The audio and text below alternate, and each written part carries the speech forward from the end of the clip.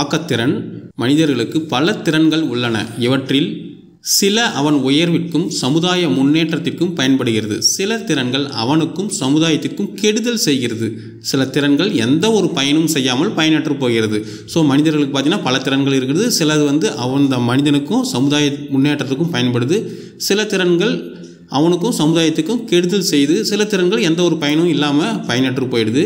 புதுமையான மற்றும் தனித்தன்மையுள்ளவற்றை படைக்கும் அல்லது உருவாக்கும் திறனை ஆக்கத்திறன் என்று கூறலாம். ஸோ ஆக்கத்திறன் அப்படின்னா என்னென்னா, புதுமையான மற்றும் தனித்தன்மையுள்ளவற்றை படைக்கும் அல்லது உருவாக்கும் திறன். புதுமையான மற்றும் தனித்தன்மையுள்ளவற்றை படைக்கும் அல்லது உருவாக்கும் திறனை ஆக்கத்திறன் அப்படின்னு சொல்லலாம்.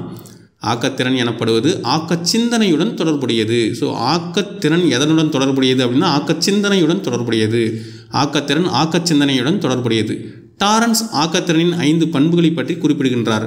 டாரன்ஸ் ஆக்கத்திறனின் 5 பண்புகளை பற்றி குறிப்பிடுகின்றார். ஸோ ஆக்கத்திறனின் 5 பண்புகளை சொன்னவர் யார் அப்படின்னா டாரன்ஸ். 1 தன்னியல்பு, 2 நெகிழ்ச்சி, 3 மாற்றுத்தன்மை, 4 கருத்து வேகம், 5 முற்றிலும் புதுமை. தன்னியல்பு, நெகிழ்ச்சி, மாற்றுத்தன்மை, கருத்து வேகம், முற்றிலும் புதுமை. ஸோ ஆக்க சிந்தனைக்கு குவி சிந்தனையும் விரி சிந்தனையும் தேவைப்படுகின்றன. ஸோ ஆக்க சிந்தனைக்கு என்ன தேவை அப்படின்னா குவி சிந்தனையும் விரி சிந்தனையும் தேவை.